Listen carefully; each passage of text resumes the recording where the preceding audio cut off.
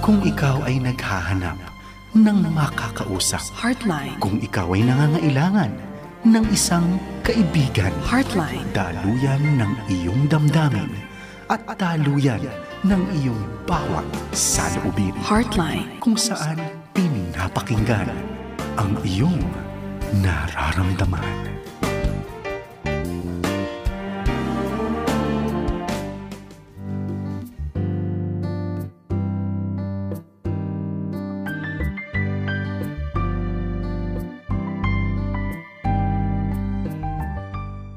Good evening, kaagapay, and sa'yo, ka-squad. Dito po ang Heartline Youth Edition kung saan 2 oras ng usapang puso and counseling and ang nakikinig sa iyong pinagdaraanan at nararamdaman. Ito nga po si classmate Hannah Placer, ang classmate mo sa iyong life journey.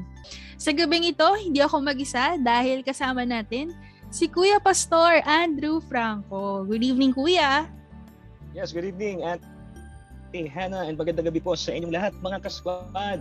At muli ito nga po ang inyong Kuya Pastor. Kasama siyempre ang ating kaklase kasi classmate Hannah para sa programang Heartline Youth Edition. Yes. At dito nga po pinakikinggan natin ang nararamdaman ng bawat isa. At siyempre Ate Hannah, nandito tayo para maging kaagapay ng ating mga ka-squad. And for 2 hours, tayo po ay muli magbabalitaktakan.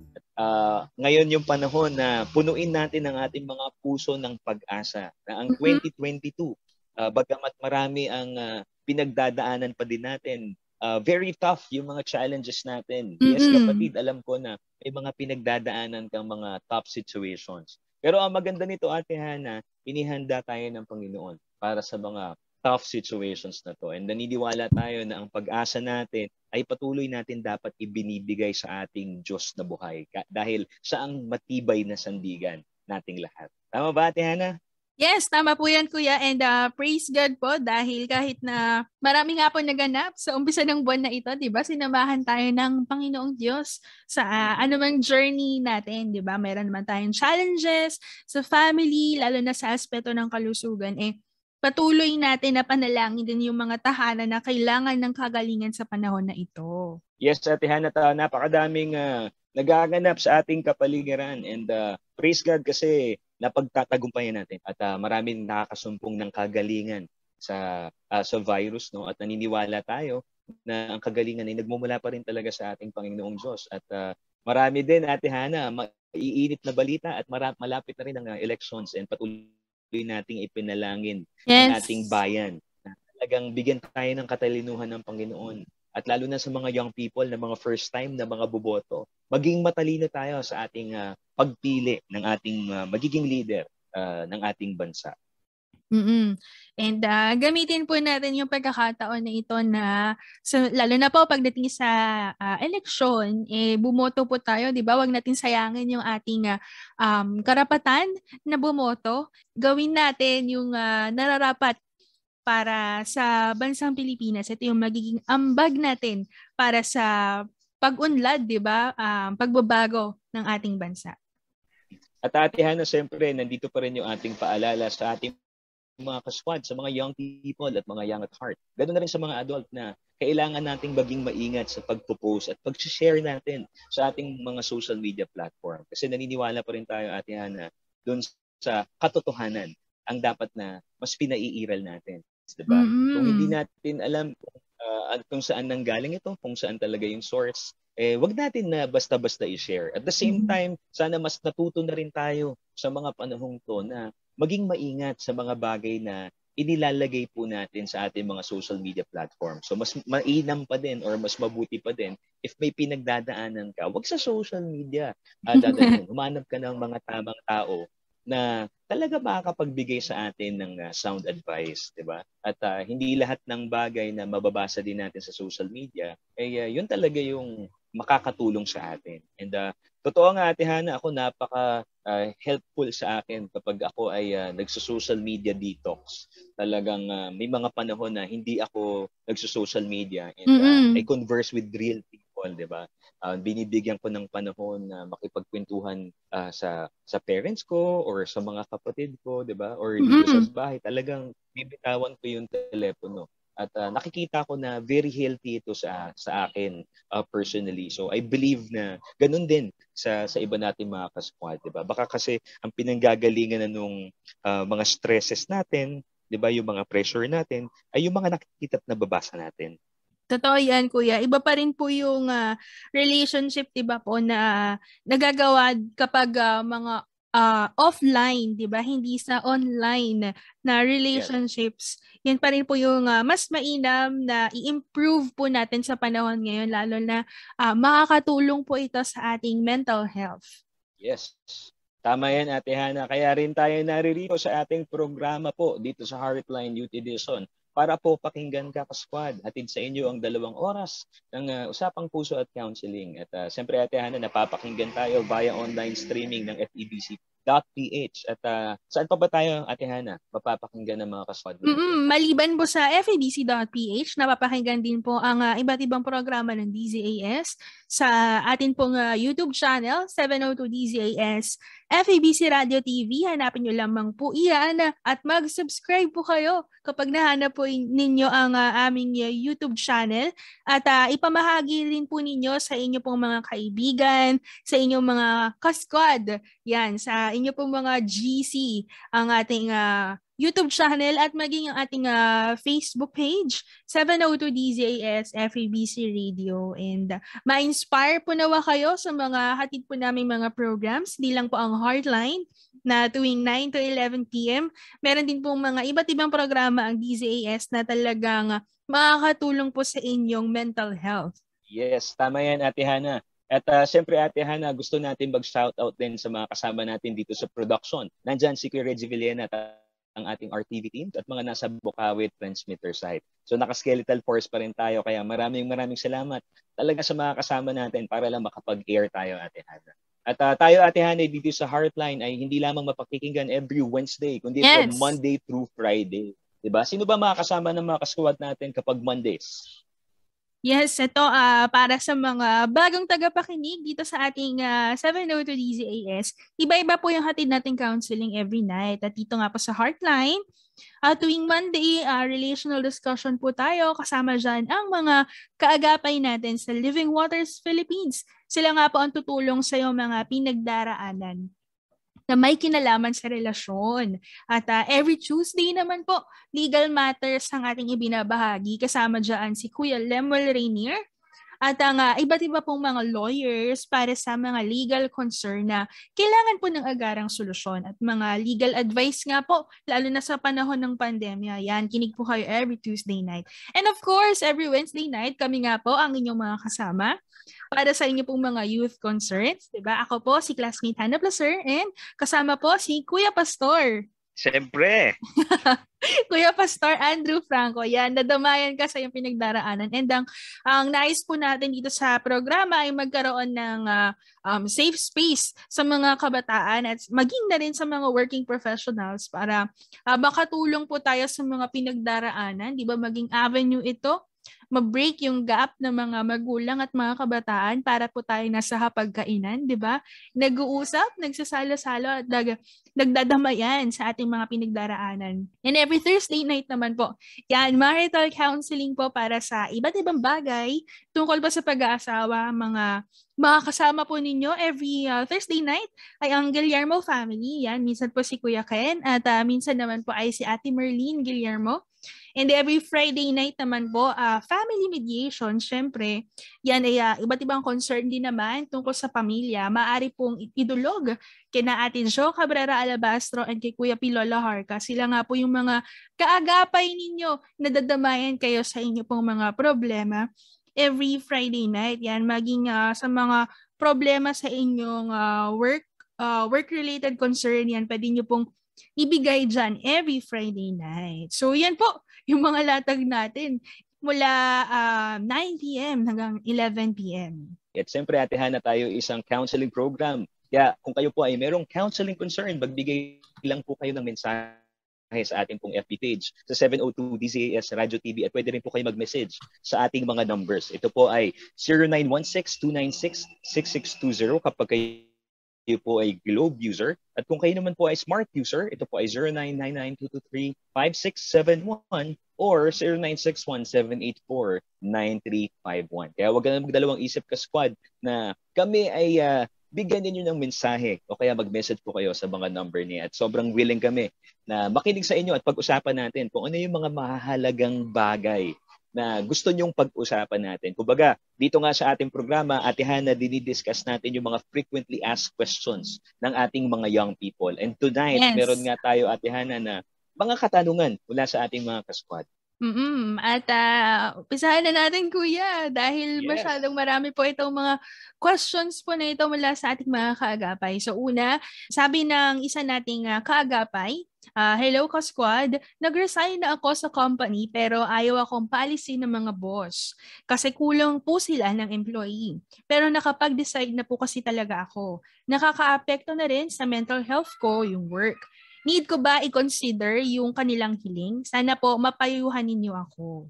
Yan ang katanungan ng isa nating kaagapay, Kuya. Salamat sa ating kasquad, Ate Hana, para sa ating unang question for tonight, no? So yung katanungan ng kasquad natin may kinalaman sa employment and sa panahon nga natin ngayon, Ate Hana, alam naman natin pagdating sa trabaho, talagang maraming nawalan ng trabaho at yung iba naman ay nagiging daan yung trabaho para makaranas naman ng matinding pressure at anxiety, 'di ba? Dahil yun nga, isa sa concern talaga natin sa panahon ngayon because of all the pressures ay yung mental health natin.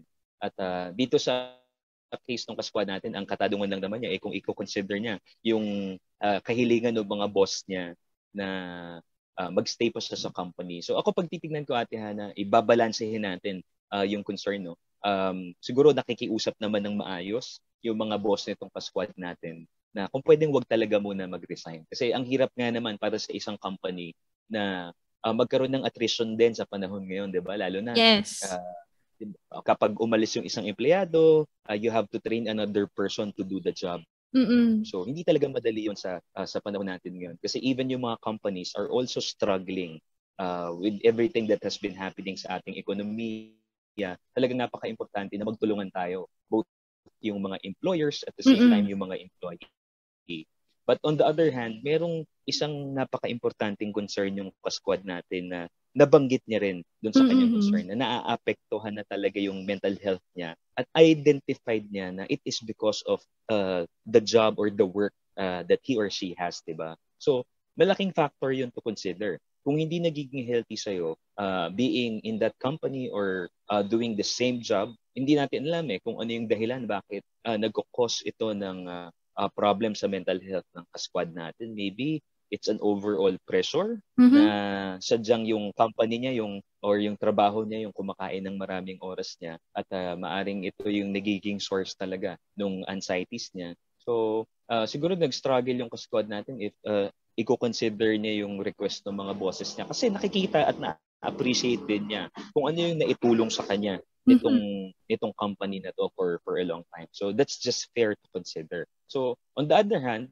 paano natin, Ate Hana, mabibigyan ng katugunan yung katanungan ng kasquad natin? Siguro ako, ang unang-una dito, Ate Hana, na makikita natin, yung lagi nating pinag-uusapan dito rin sa ating program, how important communication is. So I think na dahil nako-consider niyo to, nagkakaroon siya ng hati na puso, 'di ba, pagdating sa pagdedesisyon. So maganda na i-discuss niyo to with the bosses na supervisor. Yes, sabihin niya yung sitwasyon niya and responsibilidad din naman kasi ng mga employers na kumbaga yung welfare ng mga empleyado nila is a top priority. Kasi kapag maayos yung kalalagayan ng mga empleyado, definitely that person would deliver more, 'di ba? So natutunan ko rin 'yan dun sa naging employment ko before na yung mga employer natin, ang unang-unang kinikater nila are their employees in order for the employee to really produce, 'di ba? Para mas maging kapaki-pakinabang. Bigay mo talaga yung kaukulang responsibility mo din dun sa mga empleyado mo, and the mental health is part of it. 'Di ba? So kailangan dapat meron sila sa panahon lalo ngayon, meron silang in-house na counselor na pwede siguro makausap ng empleyado to really discuss things further kasi baka yun lang naman yung kailangan dito. May mga bagay lang sila dapat na maiproseso proseso na hindi lang napag-uusapan for the longest time. And I believe if the company is willing to keep her or keep him sa opisina nila, kasi pwedeng kinoconsider siya ng company as an asset as well, di ba? So I think pag nakipag-usap siya, baka may ma-resolve sila, di ba? Na mas makabuti para sa kanilang dalawa. Kasi mahirap din mawalan ng trabaho sa panahon ngayon. Alam naman natin, di ba? Yes. And naiintindihan natin na merong concern about mental health. Pero yun nga, sa tingin ko, ito yung may advice ko, bago siya gumawa ng isang major decision of moving out of the company, maganda na mailay muna niya lahat sa mga boss niya, yung mga considerations niya kung bakit siya talaga nag-decide to move out of the company, at baka matulungan siya or bigyan siya ng pahinga, di ba? Hindi natin masabi how the company would respond, lalo na kung yun nga, asset siya ng kumpanya.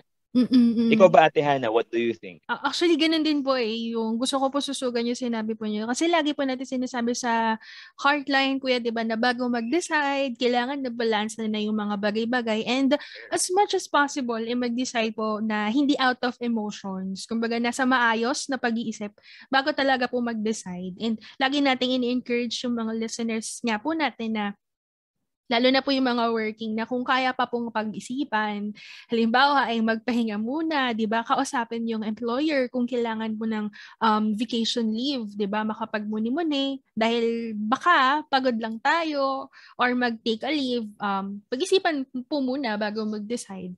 Pero nakikita ko rin din po kasi yung side na what if seryoso na talaga siya? Like nakaka-apekto na talaga sa mental health niya yung mga ginagawa niya. And hindi lang po yung mental health, affected na rin po yung physical health. Kumbaga nabigay mo na lahat ng chances para magpatuloy sa current work mo, pero patuloy siyang nakaka-apekto sa growth.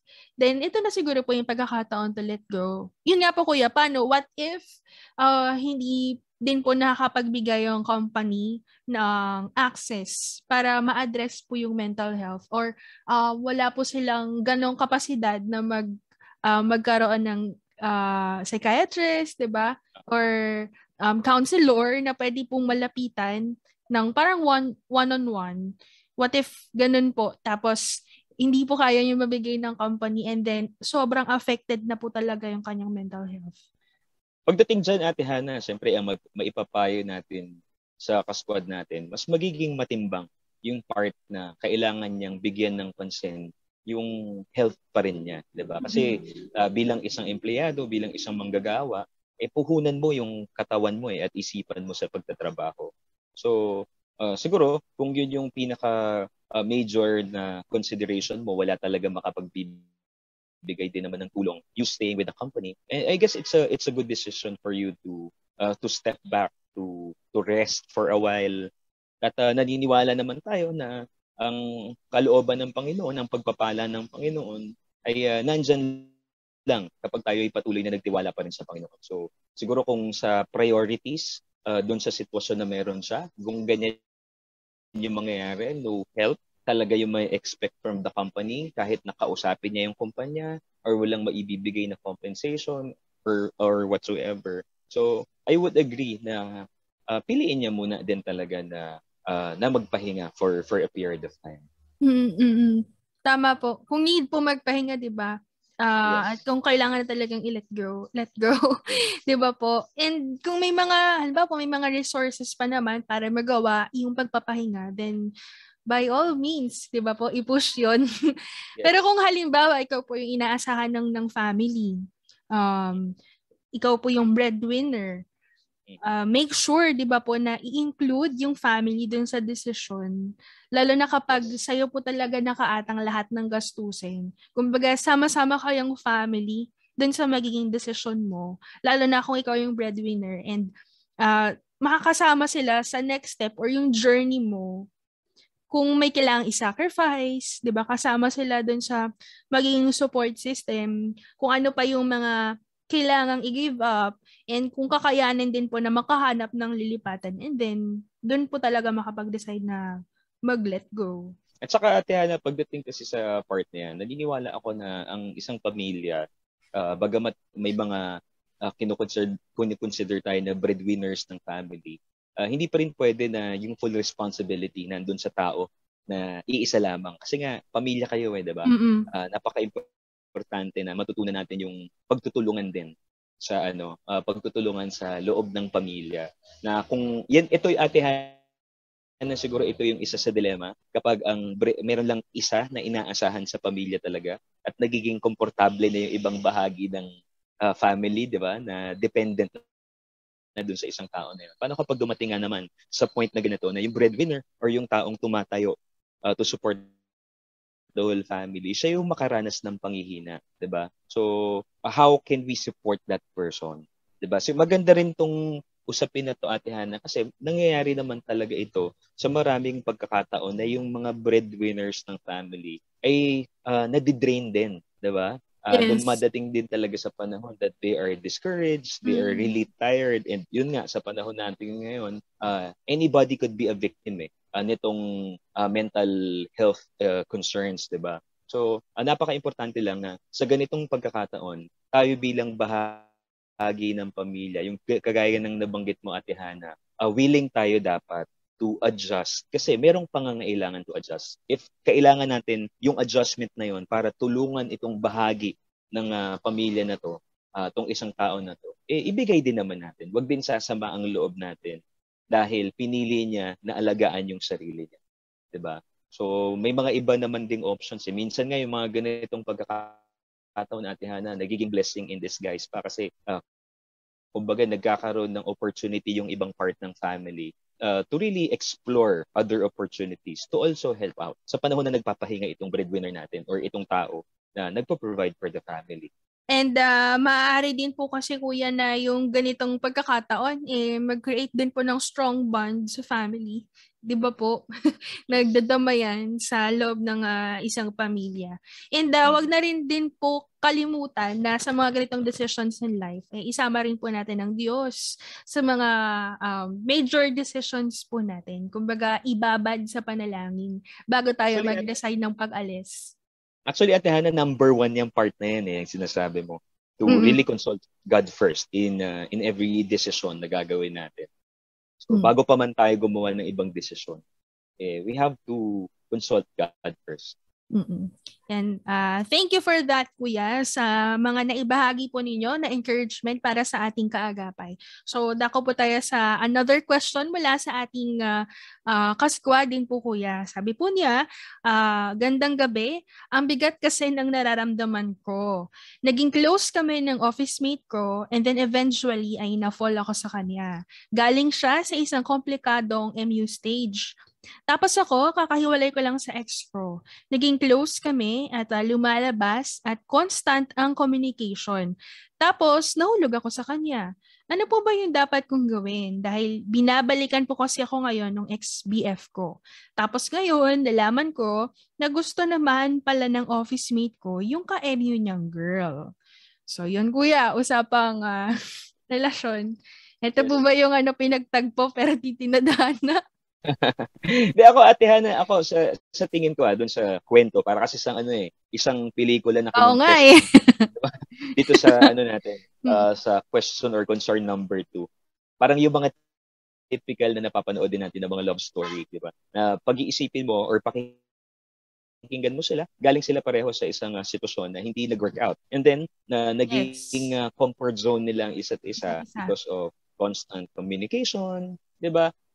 Alam mo naman, Ate Hana, tayo pag nandun tayo sa point ng ating relasyon or sitwasyon natin na malalim yung brokenness natin, 'di ba? So, nagiging vulnerable tayo. True. At most of the time kapag nandun tayo sa point na vulnerable tayo, kung sino yung nandyan na constant na katabi natin, hindi malabo talaga for us to fall for that person or mistaken the emotion to be something else or something deeper. Diba? So it's normal. Kumbaga, hindi bago yung sitwasyon ng ating kaskwad only to find out na sa dulo, kagaya nung nabanggit niya, itong ka-MU niya or itong kaibigan niya na ito ay lumalalim na din pala yung pagtingin doon sa sa ibang tao or dun sa ka-MD niyang girl. At the same time siya ngayon, yung boyfriend niya is ex-boyfriend niya, bumabalik sa kanya. Diba? So, ako pag titignan mo, Ate Hana, ano yung malinaw dun sa scenario nila, no? So, for me, ang nakikita ko malinaw na yung nabanggit mo kanina, Ate Hana, pinagtagpo, ngunit di tinadhana. Kanta yun, kuya. Tinadhana. Yun na nga. So, di ba makikita mo, pwedeng, naging blessing sila sa panahon na pareho silang nasa brokenness. Pero you cannot jump into conclusion na they are really meant to be given their situations. Not unless, ako ito yan, Ate Hana, ito yung nakikita ko dyan. Not unless they would really decide to let go of their past and decide to be together. Kung halimbawa, at saka dito, Ate Hana, kasi napag-uusapan din natin most of the time that women are meant to be pursued, diba? So, ibig sabihin, kailangan dito, kung talagang kalooban ng Diyos din na magkakilala sila or sila ay maging couple or sila yung ikasal in the future, I think hindi mako-confuse yung emotions nila pareho. 'Di ba? Kagaya niyan si Guy doon sa story na to, siya yung magpe-pursue dito sa ka-squad natin. Na nag-send nitong letter na to na hindi kasi nabanggit niya na may KMU pala itong si Guy. So yun pa lang it's a red flag na, 'di ba? So hindi naman pwedeng namamangka ka sa dalawang ilog, 'di ba? So, kailangan mamili, tayo, pero kuya. Yes, that's right. At saka mahirap to, Ate Hana. Very very confusing tong sitwasyon na to. Actually, kung nasaan sila, medyo complicated to pag titignan mo. So I don't think na nasa point sila na meron silang pwedeng seryosohin dalawa. Diba? Kumbaga, hindi nila pwedeng seryosohin yung mga bagay na meron sila at this point in time. Kasi nga, yung nararamdaman nila ay hindi pa rin ganun kalinaw sa based on their story. At siyempre, Ate Hana, tayo naniniwala din tayo sa mga God-ordained relationships. Lalo na kapag pinag-usapan ang pag-aasawa, alam natin na meron talagang tamang tao na itinalaga ang Panginoon. But at the end of the day, nasa atin pa rin talaga yung pagpili. Pipili pa rin tayo if mag-stick tayo dun sa plan ng Panginoon sa atin or stick to our own plans. At piliin natin yung mga nakakapagpasaya sa atin sa punto na to. So, ako yun, Ate Hana, wag lang siyang masyadong malunod dun sa idea. Ma-enjoy niya na lang. Siguro yung friendship ba? Yung friendship, yes. Maikip pa rin nila yung pagiging magkaibigan nila without putting any malice to the scenario, diba? Baka talagang close friends lang talaga sila. True. Yun, tama po kayo, kuya. Isa nakikita ko rin po parang pareho silang nasa healing process. Tapos pareho nilang dinamayan ng isa't isa nung nanggaling sila sa komplikadong stage or may mga past relationships po sila. Kaya meron pong mga actions na na hindi na pag-isipan, kumbaga may mga naging choice na hindi na proseso thoroughly.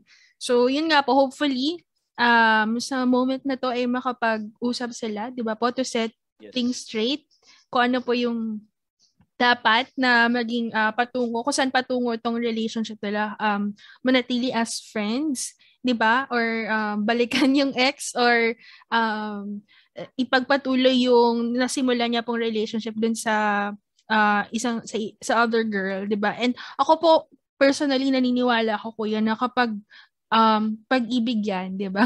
Genuine po siya nalalabas. Yung relationship na kinasihan ng Diyos, may favor po yan ng Lord. 'Di ba? May kapayapaan diyan and inspiring sa ibang tao. Hindi po siya tinatago and wala rin pong gray areas. 'Di ba? Wala pong malabong usapan. Saka nakikita ko, Ate Hana, dito sa sitwasyon ng ka-squad natin, mukhang one way lang yung one way lang yung relationship na nakikita ko. So, si ate girl. Si girl yung may gusto na-develop talaga kay Guy. Kasi pwedeng yung love language niya ay napunan nitong kaibigan niyang lalaki. Pwedeng ang love language na is time. Na-consider niya po si office mate. Kasi kumbaga parang yung wala dun sa ex niya, constant yung communication, lumalabas sila. Possible po na dito natuon yung attention niya. Yung mga hindi niya po nakita sa ex, nakita niya sa office mate. Kaya siya na-fall.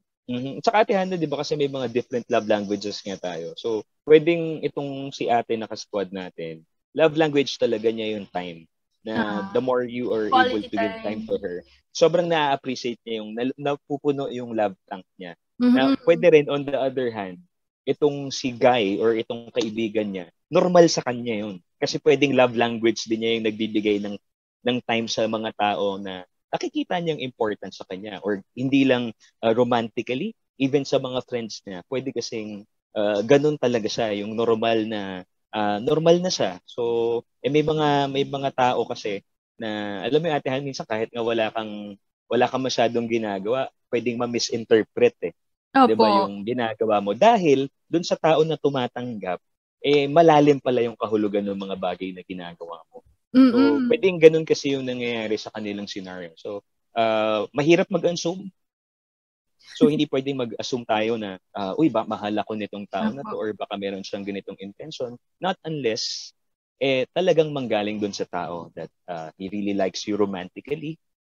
'Di ba? Kasi ako, Ate Hannah, nanghihinayang ako dun sa pagkakaibigan na pwedeng na-establish nila 'di ba, ng mahabang panahon. And I've seen relationships na ganito, Ate Hannah, na 'di ba ang intention lang naman talaga is purely friendship, pero dahil nga tayo lalo na yung panahon natin ngayon, 'di ba, yung social media, yung mga nakikita natin sa TV, yung kung paano hinuhulma yung kaisipan natin, laging may kinalaman sa romance, 'di ba? So nagiging marami talaga sa atin very romantic, 'di ba? May ideal tayo. May ideal tayo ng romantic scene sa ating mga isipan, 'di ba? So, ako yun lang. Hopefully, yung ma-resolve nila sa mga sarili nila or ma-resolve ng ating kasquad sa kanyang puso na mahalaga tong tao na to sa kanya bilang isang kaibigan. If dumating man yung panahon na ma-escalate ito into something else, sana hindi dahil pinilit, kundi dahil naturally, the relationship have grown into something beautiful, diba? Totoo. Yan. Tama po kayo, kuya. Hindi ko na po dadagdagan yan. And salamat po dun sa encouragement at yung sa advice po na ibinigay po ninyo sa ating kasquad. And nawa nga po, makatulong ito na maging mabunga yung kanila pong relationship. And sabi po ng isa pa nating kaagapay, paano po ba dapat hinaharap yung pet peeve ng isang tao? Lalo na kung cause ito ng away sa isang relasyon. Yan. Yun. So, Ate Hannah, i-define muna natin ano ba ang ibig sabihin ng pet peeve. Opo. Para sa akin yung pet peeve po, kuya, ito po yung mga bagay na naaanoy ka. Yes. Yung mga bagay na naiinis ka kapag nakikita mo sa ibang tao, ginagawa ng isang tao. Yun nga, particular person na nakikita mo na naaanoy ka, yung ginagawa ng isang taong yun. Yes, that's right. So, something that annoys you pag nakikita mo, definitely, yun yung pet peeve. At hindi ka mapakali, ba? Parang, meron kang strong emotions na nararamdaman just because nakikita mong nangyayari yun. So, and for some people, it's a very strong emotion. So, yung tanong ng kasquad natin, paano ba dapat hinaharap yung pet peeve ng isang tao? Lalo na kung cause ito ng away sa isang relationship. So, I think this is particularly sa romantic relationship. Diba? So, meron ako, Ate Hanang, nabasa na article before about ito, mga pet peeves, ano ba yung mga iba-ibang way to approach. Kasi nga, for some people, seryoso sa kanila. 'Di ba yung ganitong mga concern talagang nagre-result sa malaking away dahil nung wala sila sa relationship pa nung boyfriend or girlfriend nila, hindi nila nakikita tong mga bagay na to. But eventually, habang tumatagal sila sa relationship, may nakikita sila ng mga habits nung partner nila that really annoys them at napipikon talaga sila and they don't feel comfortable. So, number one, of course, Ate Hannah, pag may mga ganitong problem in any relationship, 'di ba? Sa kahit ano namang relasyon natin, Hannah, you have to communicate yourself well and address the situation. So, i-address natin agad. Diba? If you think that you are annoyed by a specific act, lalo na nung partner mo, let the person know. I-address mo. Diba? And at least alam nung tao directly that you are being annoyed. I-confront mo siya. Hindi yung patatagalin mo pa. Diba? palalampasin mo pa, hindi ka naman makaget over kasi nga every time nakikita mo, for you it's a problem. So I guess that's one thing of addressing it, Ate Ana. You have to communicate it. You have to make that person aware. Kasi kung hindi siya aware, paulit-ulit gagawin, 'di ba? Yun yung So, dapat unang-una. ilatag, kuya. Halimbawa po sa kahit mga coworkers or friends mo or family, kailangan sabihin kung ano po yung mga bagay na naaanoy siya, na naiinis siya, lalo na kapag ginagawa po in public or sa loob ng tahanan. Yes. Kumbaga, Ate Hana, that's one way of doing it, asking the person or letting the person know. Pero, paano kung, Ate Hana, hindi naman laging i-expect natin yung ibang tao mag-adjust for us. 'Di ba? So, another thing, you have to work it out sa sarili mo to remove it. Try to eliminate yung subukan mo din na i-overcome or i-eliminate yung scenario in your mind that may be causing the problem sa'yo kung bakit ka naiinis. Baka pwede ka rin mag-adjust in other terms. 'Di ba? So, kasi at the end of the day, kapag nagkukos ng irritation sa'yo yung isang bagay, tapos alam mo yun, parang ang ganda-ganda ng araw mo, tapos nakita mo, ginawa niya to. Tapos na-irritate ka, naapektuhan yung buong araw mo, di ba? Naapektuhan yung productivity mo. So, ang nagsasuffer, hindi yung ibang tao, ikaw. So, if you can somehow adjust, di ba, ikaw na yung umalis doon sa sitwasyon. Pag nakikita mo na, oops, alis na ako dito, ayoko mainis. Di ba? Pwede kasi yung ganun eh. I think that would help. What do you think, Ate Hana? Ang hirap po kasi ng na talagang laging binibigyan po ng pansin yung pet peeve. 'Di ba parang nasisira na kagad yung araw kapag yun na lang po yung mumulan po ng away. Maganda po na magkaroon ng mutual discussion para hindi na po magkaroon ng paulit-ulit po na pangyayari na ito yung pinag-aawayan po. And then mag-create po ng solution, 'di ba? Paano natin makokontrol itong pag-aaway na ito? Paano natin makokontrol na hindi po tayo maaanoy sa isa't isa kapag ginawa natin 'to? Lalo na kapag yung taong 'yun paborito niyang gawin, halimbawa yung yung pumalakpak, yung maghaham, naaanoy siya sa ganun. Lalo na po kapag gusto na isang tao ay tahimik, yung isa naman ay very loud. So, kailangan po ng sa pag-uusap. Lalo sa relationship, Ate Hana, meron talaga yung minsan naiinis ka dun sa tawa. Ano ba yan? Nakakape ko naman yung tawa mo. Ganyan, Opo. Ang loud naman. Yan yung mga minsan yung pet peeve ng iba pagdating sa relationship. Siguro sa huli, Ate Hana, ito lang yung pinaka bottom line natin. Don't make it a big deal. May mga bagay na hindi mo dapat ginagawang big deal, lalo na pag nasa isang relationship ka. Na you really have to adjust to the situation, understand the person, 'di ba? Magbibigay ka talaga ng extra mile in understanding the other person. So at the same time, ikaw din ganun. If you can meet halfway or adjust by communicating yourself well, and also ganun din siya. Baka naman mamaya ikaw na-annoy ka, yung pala siya din may mga bagay na na-annoy sa'yo, 'di ba? Oo, kumbaga maging kayo, give and take. Open kayo when it yes. Saka naniniwala tayo, Ate Hana, lagi sa power ng communication talaga. At hindi lang basta communication. When you say communication, hindi lang basta nag-usap kayo. When you say communication, nandun talaga yung conscious effort to understand and adjust to each other.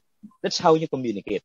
Nag-a-adjust talaga kayo at sa huli, ang iniisip ninyo ay yung solusyon dun sa mga conflicts na meron kayo. Kumbaga maging harmonious yung pagsasama. Kaya mahalaga po talaga na maging transparent sa lahat po. Diba? Yes, dinidiscuss yung mga bagay na ito.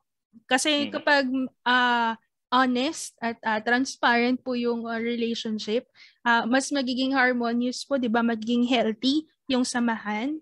At maiiwasan po talaga yung pag-aaway, diba? Pagkakaroon ng rift sa relationship. Yan. At saka dito, Ate Hana, fit yung katagang love win.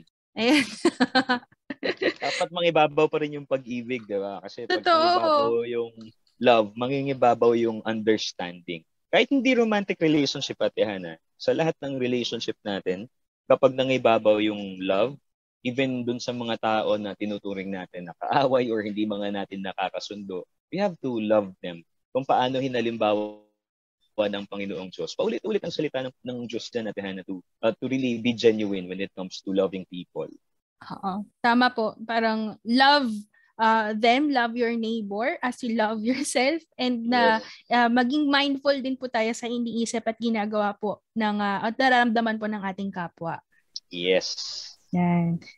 Thank you dyan, Kuya. Ito naman po ang tanong ng ating kaagapay. Sabi niya, ano po ang maya advice nyo dun sa mga tao na who are not learning from their mistakes? Marami ba tayong kakilalang ganyan natin, Hana? May mga kakilala po ako na parang paulit-ulit na lang na yung mga mistakes po nila. At saka, ano rin, Ate Hana, ako, tinatawanan lang natin pero galing din tayo dyan, di ba? Yes. So, nung mga bata tayo, talagang minsan ang hirap natin matuto eh.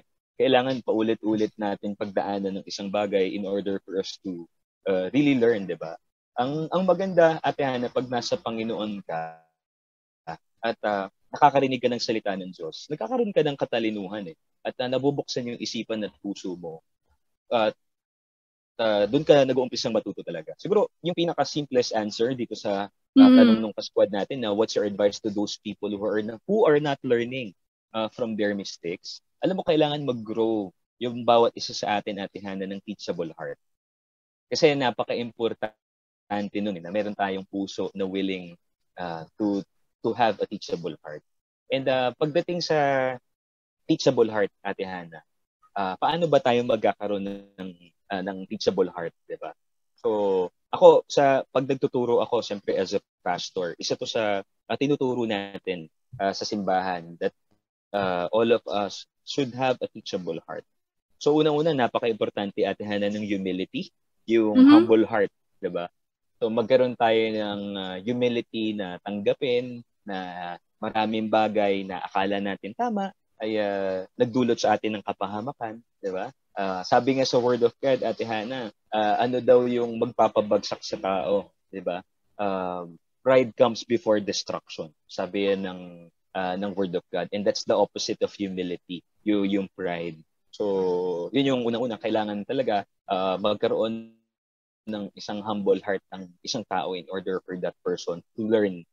Yung iba kasi, Ate Hana, it's hard for them to admit na pagkakamali nila ang isang bagay. So pag hindi mo kayang i-admit that it's your fault at wala yung humility to accept that it's your fault at naghahanap, kasi tayo, ang tendency natin, Ate Hana, is to blame other people kapag tayo hindi kaya, di ba? Yung iba, kaya naman ako ganito kasi ganito yung magulang ko, hindi ko mga circumstances.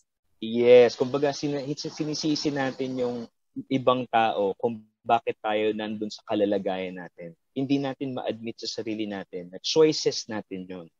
Na habang tumatanda tayo, sabi nga nila, di ba, Ate Hana, hindi mo kasalanan na ikaw ipanganak. Isang classic example, na hindi mo kasalanan na ikaw ay ipanganak na mahirap. Pero kapag ikaw ay namatay na mahirap, I guess that's your problem already. Kasi habang tumatanda tayo, ay makikita natin na ang bawat isa sa atin, we are given the same capacity to really work hard, di ba? At nag-a-apply naman sa lahat yan, yung prinsipyo na yan, na kapag ikaw nagsikap ka, nagkaroon ka ng maayos na isip, ng puso, pinagsikapan mo isang bagay, you will be rewarded doon sa mga bagay na pinagtrabahuhan mo. You will reap, di ba? Aani ka kung ano yung mga itinanim mo. So, yan yung isang principle na kailangan din matutunan, especially ng younger generation. And I think sa generation kasi din natin sa panahon ngayon, ay nasa instant generation na nga.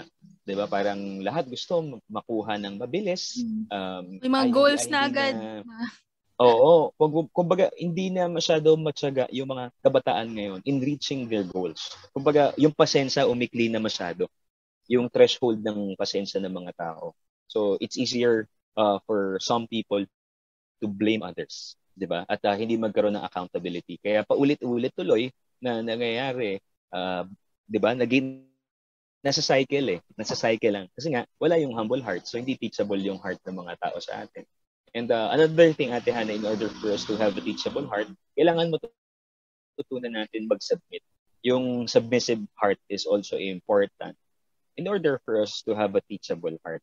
So when you say submissive heart, Ate Hana, we must be willing to obey and we must be willing to change. So kung meron tayong authority at kailangan nating sundin yung sinasabi ng authority natin, even though we have our own reasons most of the time. Madalas tayo kasi, pipilit natin yung kagustuhan talaga natin at ipupush natin na tayo ng tama. Diba? So, kapag ikaw nakita mo na hindi nag-work yung gusto mo, una-una again, you must admit na it's your fault. Take accountability. Pangalawa, you have to learn to submit. Baka kailangan makinig ka na this time and be willing to have a change of mind and have a change of heart. Diba? So, bahagi ito talaga na alam mo din kung sino yung mga tao na dapat pinakikinggan mo. At alam mo kung sino yung mga tao na nilagay ng Lord sa buhay mo para hingan mo ng counsel sa mga ganitong pagkakataon. Kasi yung sinabi ng kaskwad natin at hindi natututo. Diba? Sa mga pagkakamali. Hindi natututo sa paulit-ulit from their mistake. So, ibig sabihin medyo stubborn di ba? May stubbornness tayo nakikita dito. So, importante to Ate Hana, yung willingness natin to really submit, di ba? And dapat eager talaga yung heart natin or eager tayo na mabago yung mindset natin. And next would be be patient, maging patient ka din sa sarili mo, di ba? Maging patient ka sa sitwasyon kasi baka mamaya paulit-ulit ka na nagkakamali kasi you're trying to rush things. Maging pasensyoso ka. Halimbawa, pagdating sa relationship, Ate Hana, yes. Marami sayang people, makikita mo, ang nirarant nila, di ba? Ang babata pa, pero ang nirarant nila is about their brokenness when it comes to relationship, di ba? Kasi nga, they are not being patient. So, feeling nila, di ba, parang they can do anything. And they can do everything at a young age. Dahil, kaya ko na. Ganun yung mga, kaya ko na, matanda na ako. And ginagawa naman ng iba. So, ibig sabihin, ako din pwede. Diba? Yung mga influencers na nakikita natin all over social media and yung mga mainstream media din natin, they are all promoting yung young love na tinatawag. Diba? And for other media platforms, tinuturo din nila yung mga same-sex relationships na okay lang, acceptable lang lahat ng yan. Diba? So, makikita mo yung values na nasa paligid natin na patuloy na ina-adapt ng younger generation, there's really a problem. Meron naman talagang problem. So, siguro isa to, Ate Ana, yung pasensyosong puso, isa sa nagiging dahilan bakit maraming nag-feel over and over na young people is because they are rushing things. Minamadali talaga nila yung maraming bagay. Kasi feeling nila, kaya na nila, di ba? And yun, do you agree with that, Ate Hana? Opo, kuya. At kailangan po talaga, meron din po tayong mga support system and mga tamang tao na mag-a-advise po sa atin para sa mga lakarin po natin sa buhay. Pero meron naman po tayo na maaring maging guide talaga sa lakarin natin sa buhay kung ilalagak po natin or ipagkakatiwala natin yung buhay natin sa Diyos. Diba? Kung genuine yung surrender natin sa Kanya, kumilos yung Diyos sa buhay natin, He will enable us na magbago, gumawa ng mga bagay na naaayon sa kalooban ng Diyos, and even po dun sa mga relationships po natin, sa mga career and views po natin in life, meron pong pagbabago. Diba? Hindi po paulit-ulit yung mga ginagawa po natin pagkakamali, natututo po tayo sa mga ginagawa po natin and mas magiging wise po tayo sa decisions natin in life. Tama yan, Ate Hana. And siguro lastly, Ate Hana, gusto ko lang rin iwan to sa mga kasquad natin that in order for us to have a teachable heart, kailangan marunong din tayo magtiwala. Unang-una sa lahat, magtiwala tayo sa Panginoon. Diba? Yung trusting heart, yung talagang dependent tayo fully sa puso ng Panginoon. And maging maingat tayo dun sa mga pinakikinggan din natin na mga tao sa paligid natin. We have to evaluate those that we are listening to. Dapat biblically sound, di ba? Dapat alam natin kung saan nanggagaling yung katotohanan nila. At hindi natin pwedeng skip yung mga hard parts. Ang tatanggapin lang natin kasi masarap sa tenga, di ba? Kumbaga, minsan mas mabilis tanggapin kasi, Ate Hana, yung mali Kasi nga madalas yung katotohanan, nare-rebuke tayo. At sabi nga, 'di ba, ang Bible is like two-edged sword. Talagang kapag mali ka, i-rip off ka niya, 'di ba? True. Attack kasi talaga.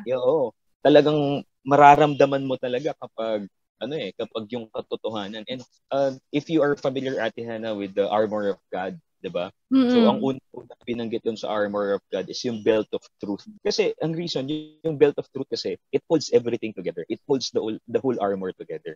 So ibig sabihin lang doon, dapat dependent tayo dun sa katotohanan, which is the Word of God. Ang truth natin kasi, Ate Hannah, is yung teaching ng Word of God, ang Bible, 'di ba? Yes. So you have to be familiar, you have to ground yourself sa teaching ng Word of God, ng Bible. Dapat Bible-based yung convictions mo, yung paggawa mo ng decision, 'di ba? If you will consult someone, kumbaga dapat alam mo na grounded yung tao na to sa salita rin ng Panginoon. And at the same time, ikaw dapat yung principles mo in life, alam mo yung binagbabasihan mo, 'di ba? Hindi ka dapat dependent dun sa damdamin mo lang at the moment, kasi sabi din ng Word of God na yung heart daw natin is the most deceitful of all. Kaya dapat maging teachable tayo. At the same time, alam natin kung saan talaga natin i-ground yung heart natin at kung saan tayo dapat natututo. Diba? So, learning from our mistake, pag tayo nagkamali, admit lang natin na it's our fault, mag-take ownership, and then wag mo nang ulitin kung saan ka nag-fail, diba? At yun nga, basihan natin, if you wanted to correct that mistake, kung gusto mo talagang matuto, balik tayo sa salita ng Panginoon. Doon, dapat pag tumingin tayo sa Word of God, we have to learn to submit to the authority of the Word, diba? So doon na papasok yun. Magkaroon tayo ng humility sa pagtutuwid sa atin ng salita ng Panginoon, diba? Kasi pag na-discover mo, kaya pala, diba? Pag nagbabasa tayo ng Bible, ng Word of God, meron tayong ganung mga moment yung mga aha moment natin. Diba? Ito pala. So doon nag-gain tayo ng wisdom kapag meron tayong teachable. Salamat po dyan, Kuya, sa mga encouragement din po natin sa ating kaagapay. Hindi lang po sa ating nagtanong, maging dun sa mga nakikinig po sa atin sa gabing ito. And hopefully, ay makatulong ito para sa ating lakarin sa buhay. And Kuya, magkakaroon lamang po tayo ng short break. And sa ating pong pagbabalik ay sasagutin pa po natin yung iba pang mga katanungan na ibinato sa atin dito sa Heartline Youth Edition. And wag po kayong aalis, kami po ay magbabalik. Heartline, kung saan pinapakinggan ang iyong nararamdaman. Kumusta ka na? May problema ba? Hindi ko alam. Pero unti-unti na ako nawawala ng interes sa lahat ng bagay. Pakiramdam ko, ako na lang mag-isa. Nako, hindi mo dapat sisihin ang sarili mo sa mga bagay na nangyayari sa iyong paligid. Nandito lang ako. Maaari mo akong kausapin kahit sa cellphone para makapagkwentuhan naman tayo. Higit sa lahat, kalmahan mo lang. Dahil hindi ka nag-iisa. Tandaan mo na nandito kaming mga kaibigan mo na handang sumuporta sa iyo.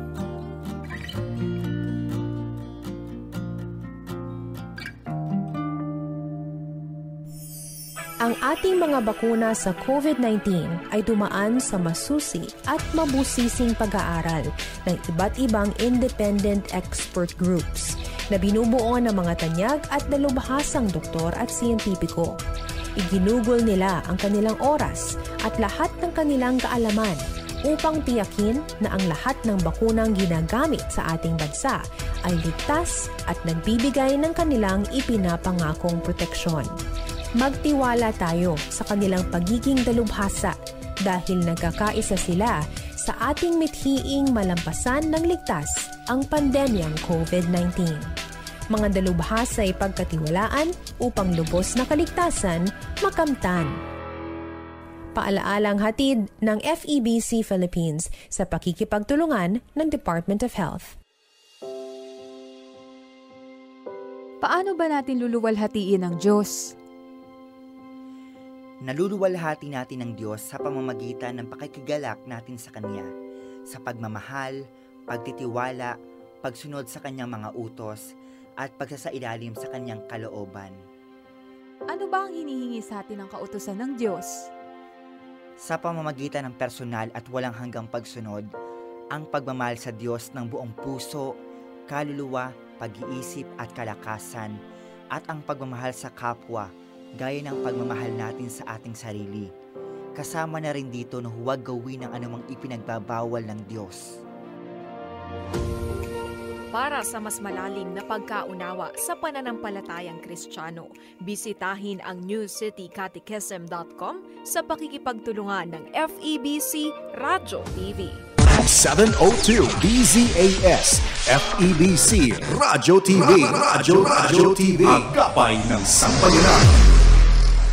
Heartline. Kung saan pinapakinggan ang iyong nararamdaman.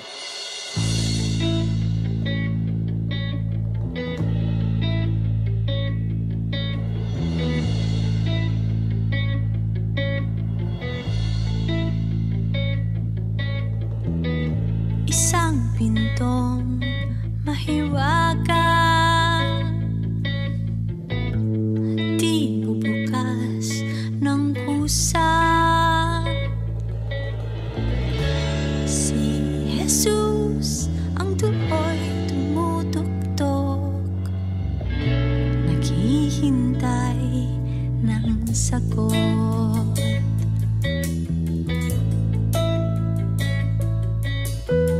Sumagot ka na ba sa Kanya?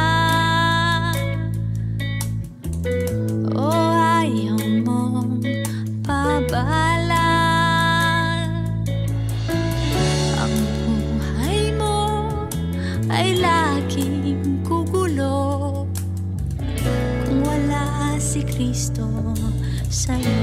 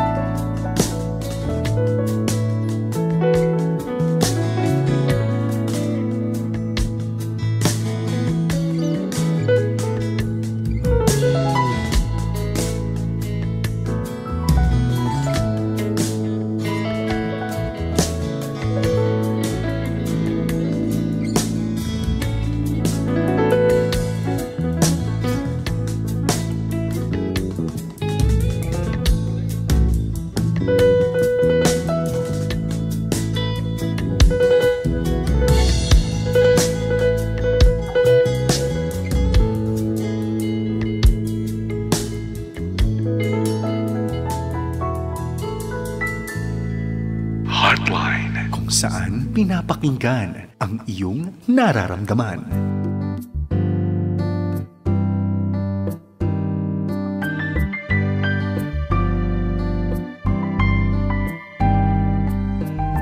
Muli po nagbabalik ang inyong mga kasquad. Magandang gabi po muli sa inyong lahat. Ito po ang inyong Kuya Pastor para sa programang Heartline Youth Edition, kung saan nga pinapakinggan ang inyong nararamdaman dito po sa 702 DCAS FEBC Radio TV. Agapay ng Sambayanan. At siyempre, kasama pa rin natin sa ating usapan. Makalipas ang isang oras, ang ating kaklase, classmate Hannah Placer.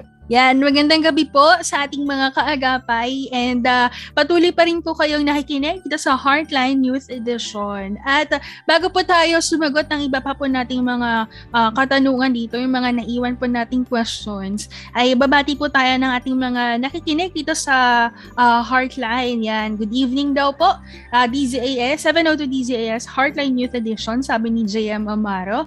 At nakikinig din po si John Darrell Galipuso, Josefina Francisco, yan, blessed evening po sa inyo.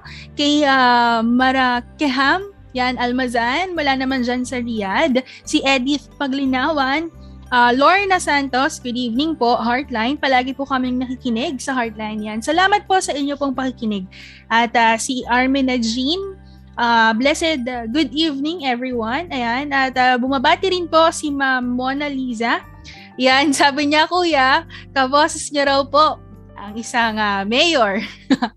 Tagal na daw po kasi niya na hindi nakikinig ng Heartline. Yan, sabi niya. At ngayon na lang po ulit siya nakapakinig. And si Ma'am Josie Mingala, yan, blessed evening po mga ka-Heartline. At nakikinig din naman po si Maximina Samson. Ayan. Yes, kasama rin po natin at bumabati po tayo ng magandang gabi sa ating mga ka-Heartline. Si Ma'am Sally Imata Bastilides, yan, mula sa North Caloocan.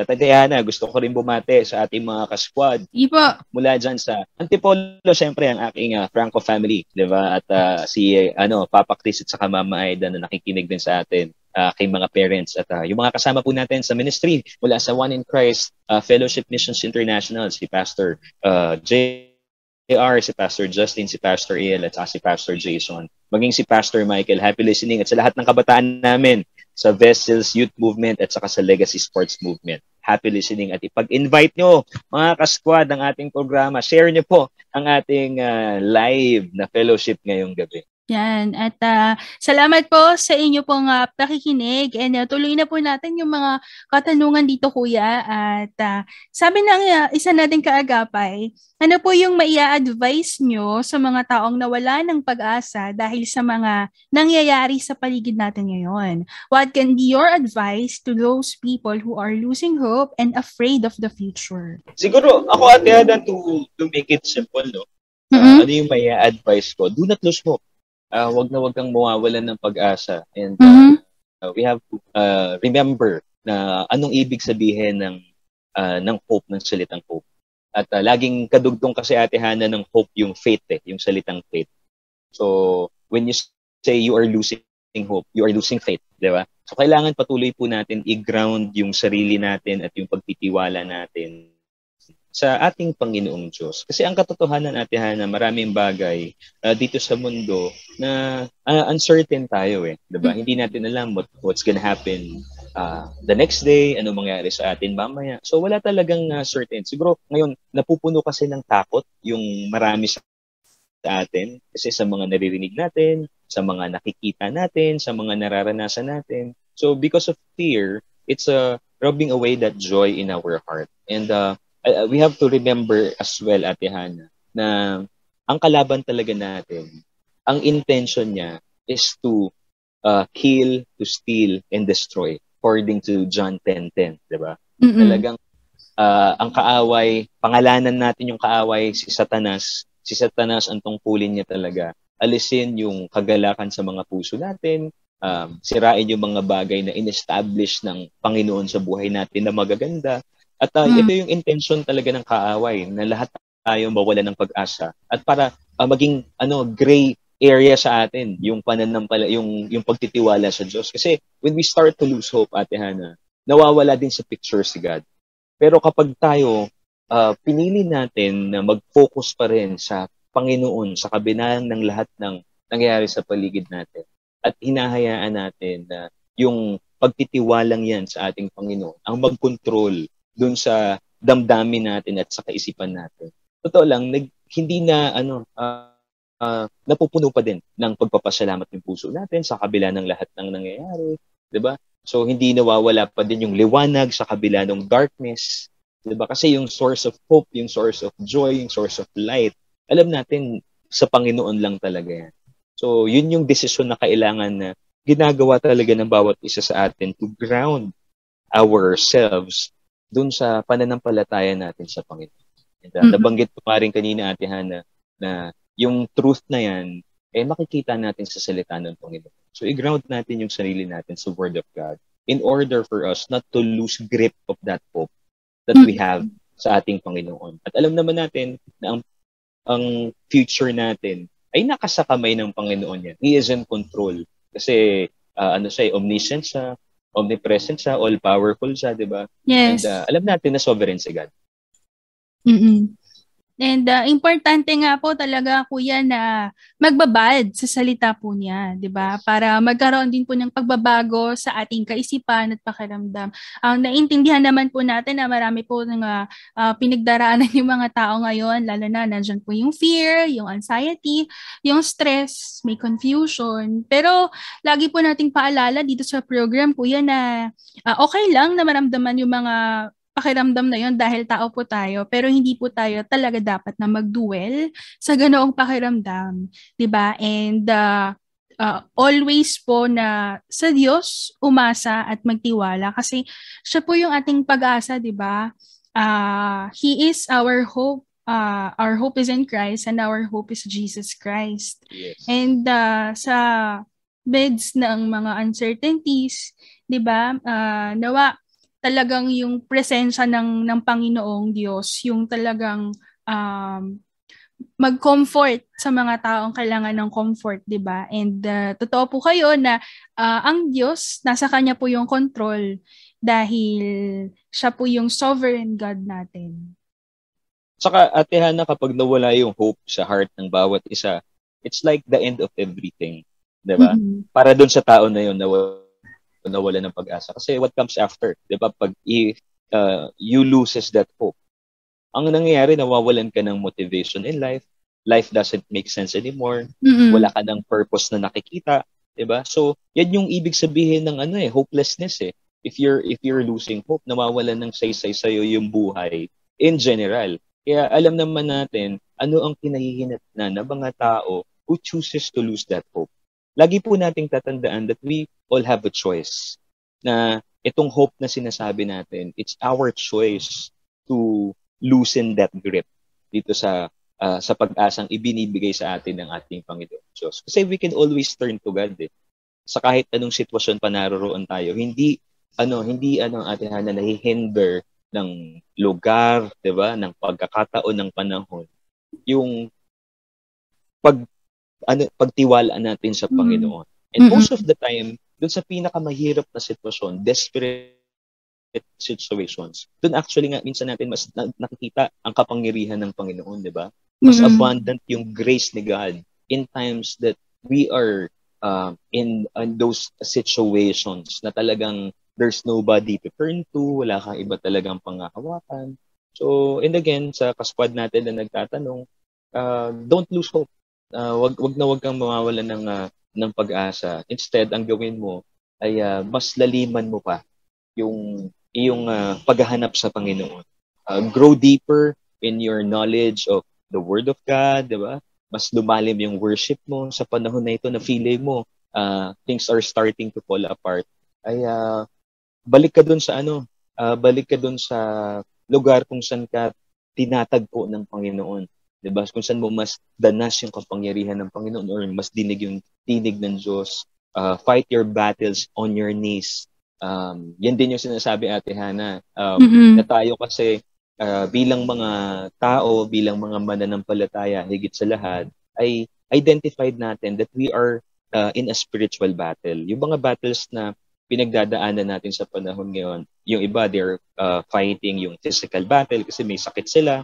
Pero yun nga, sa kabilang banda kailangan na uunawaan natin that we are fighting spiritual battles. So, kailangan dito, dahil identified natin that we are fighting these spiritual battles, dapat spiritually, you are also prepared.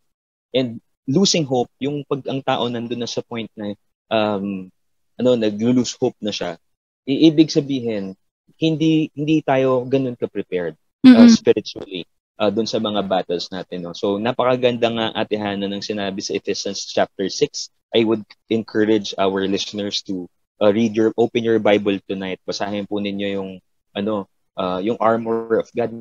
Napakaganda, Ate Hannah, nito Ephesians 6 eh. Isa to sa mga favorite part ko ng book na to, yung Ephesians 6, no. Kasi it's really a reminder para sa atin na kung paano natin ma-overcome yung mga battles natin spiritually. And wearing the full armor of God is understanding what kind of spiritual preparations yung kailangan din natin gawin.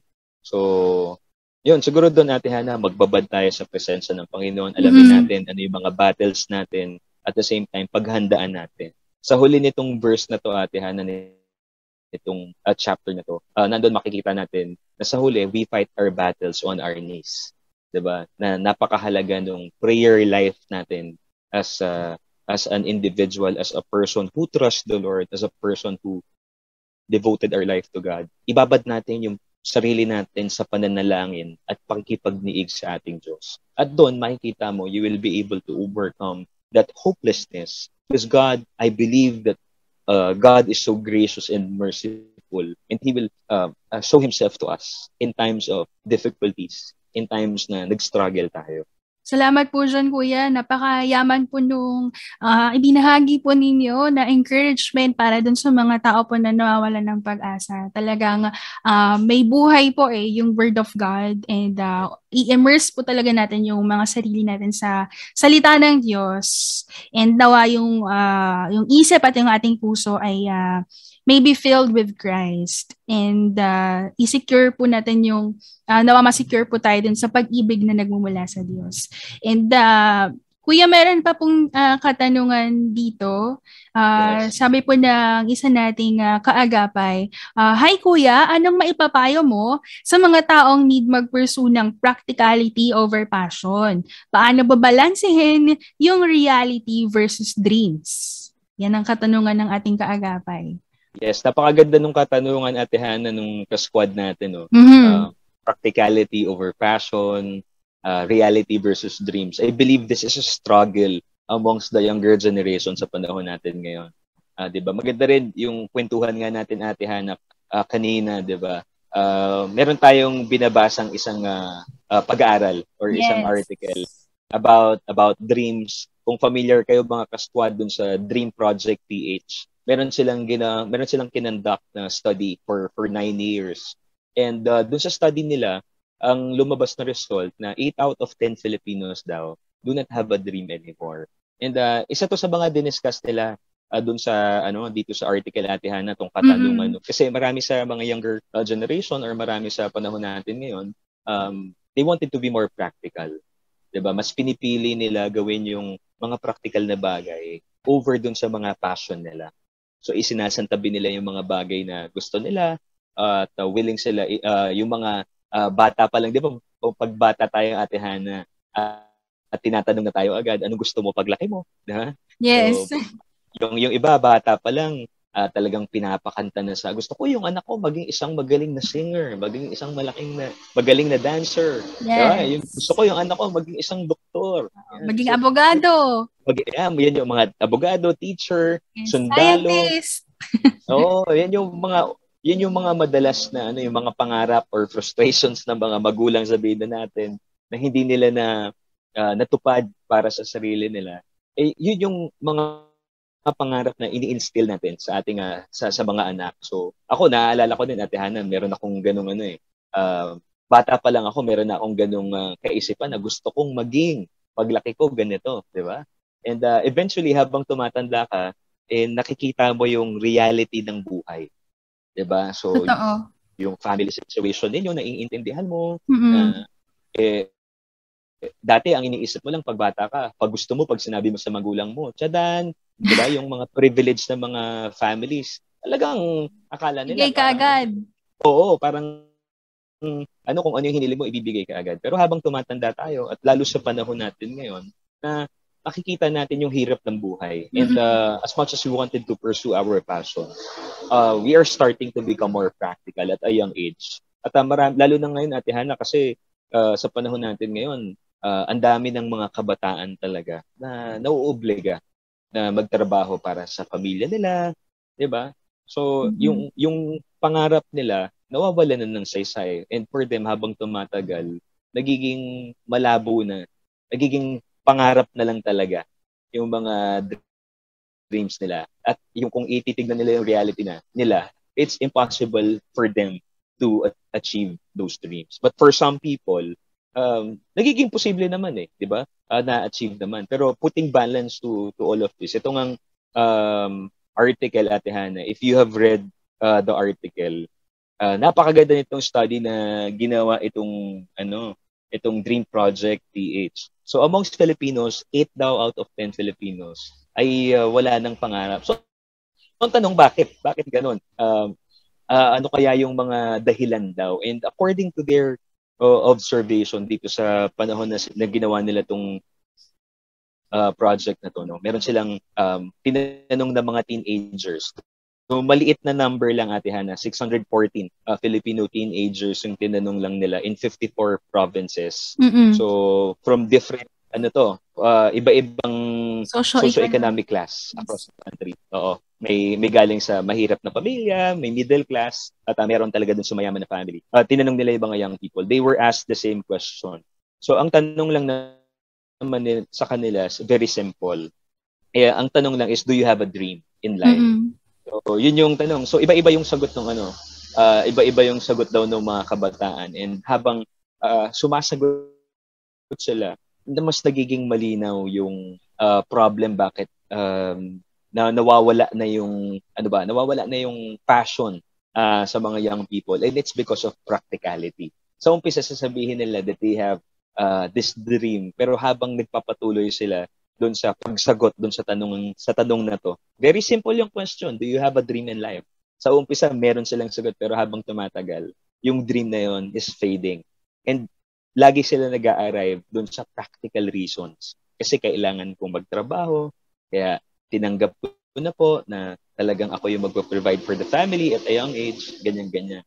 So, maganda yung result, Ate Hana, nitong study na to. Sabi nila, marami daw sa young people or sa generation ngayon na nawawala na ng dream.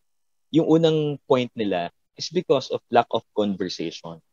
So, sabi kasi dun sa study nila, kapag daw ang isang bata, when you need to nurture a child's dream or a young person's purpose, kailangan daw consistent tayo sa pakikipag-usap sa kanila. Yes. So consistency in conversation is very important. So normally daw, this happens at home or in school. Pero yun nga, yung consistency, and yun yung isa sa major problem. Bakit marami sa mga kabataan daw ay nawawalan na, hindi na nurture yung dreams nila. So they need to be, there is a need to be mentored. Lagi din natin na pag-uusapan to, Ate Hana, na ang napaka-importante sa atin na meron talagang nagme-mentor. Meron tayong tinatawag na circle of support. Diba? Yes. And siguro isa sa nagiging problem din, Ate Hana, ng lack of conversation, especially at home, dahil marami sa mga pamilya ngayon, nakakalungkot man tong sabihin, pero marami talagang dumaranas ng broken family, 'di ba? Broken homes, 'di ba? Ang dami sa mga kabataan, bunga talaga ng kapusukan ng kanilang mga magulang nung bata pa sila, and eventually they are growing up without a parent, or both parents are not present. Pwedeng nandyan yung pamilya, nandyan yung nanay mo, nandyan yung tatay mo, pero walang relationship na na-develop over time. Walang conversations na nangyayari at home, 'di ba? Kaya nga dito, Ate Hana, 'di ba, we are always promoting yung sa hapagkainan nangyayari. Nag-uusap-usap. Yes, yung ganun ka-importante, Ate Hana, yung promote natin. Yung conversations during a meal sa loob ng family, wherein everybody can get to share, 'di ba? Kung ano yung pinagdaanan nila for the day, ano yung mga pinag-aabalahan nila, what they wanted to achieve in life. No matter how simple your family is, Ate Hana, hindi naman din imposible na talagang magbigay tayo ng panahon na magkakasabay tayo kumain, no matter how simple your meal would be. Napaka-importante nitong mga ganitong conversation. At hindi rin naman din sapat na dahilan na si nanay at tatay ay walang sapat din na pinag-aralan for them to talk to their children. So what we're trying to say here, Ate Hana, na yung lack of conversation is we really have to address. And siguro ito, Ate Hana, yung tayo as mga youth leaders or mga pastor, isa rin to sa nagiging key role natin ngayon sa panahon ngayon, tong conversation with people, yung pakikipag-usap. Minsan akala natin walang bearing yung mga pagkapi-kapi natin eh. Oo, simpleng usap, yung mga upukan natin.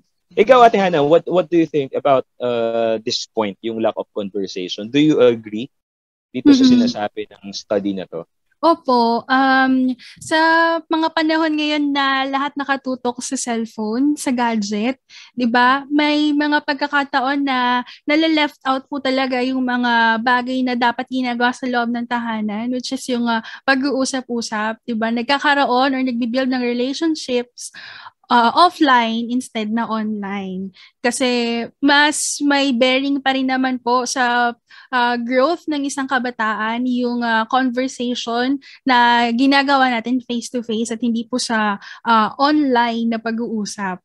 At kaya kailangan po talaga na ma-nurture sa isang kabataan or mula bata pa lang po, 'di ba?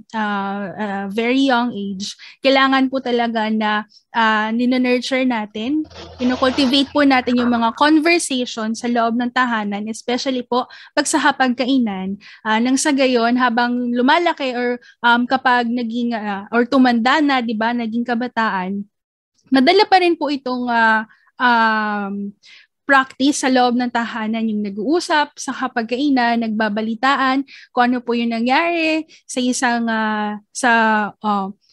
buong araw, 'di ba? Nagkukumustahan and kung ano po yung thoughts, yung dreams, yung nais, 'di ba? Yung dinedesire ng isang kabataan. Napag-uusapan din po sa hapagkainan. Yung mga moments na kailangan nagdi-discuss ng mga or nagpaplano, maging sa planning din po sa family, 'di ba? Maganda po na pinag-uusapan din po ito sa hapagkainan. So what we're trying to say, Ate Hana, is not just simple conversations, but there is a need for encouraging conversations. So dapat yung mga conversation natin, talagang ini-encourage natin yung, siguro lalo sa mga parents or sa mga adults, not particularly sa parents, sa mga adults to maging encouraging, hindi maging discouraging yung conversations natin. If you think na mayroong pangarap no matter how simple, yung pangarap na naririnig natin from the younger generation, hayaan natin sila or in-nurture natin sila or encourage natin sila. Kasi eventually, kung in reality, yung mga pangarap naman itong batang ito ay makita niya na hindi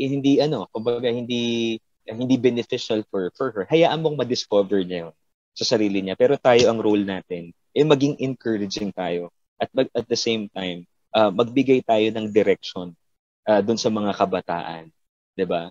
So minsan kasi yun lang hinahanap ng mga young people, someone who would be able to add to their value, 'di ba? Makakadagdag dun sa value nila as a person. So minsan kasi yun yung feeling ng ibang mga young people, devalued sila pag sinabi ko to, pag naging honest ako about what I think, i-disqualify lang naman. So I'd rather not I'd rather not tell them it anymore, 'di ba? Hindi ko na sasabihin sa kanila kasi wala, mapapahiya lang ako, baka pagalitan pa ako. 'Di ba? Hindi naman nagma-matter yung opinion ko. So hanggang eventually, ang naiisip mo na hindi lang yung opinion mo yung nagma-matter. Hindi ka na nagma-matter at all, 'di ba? Because of lack of conversation at home.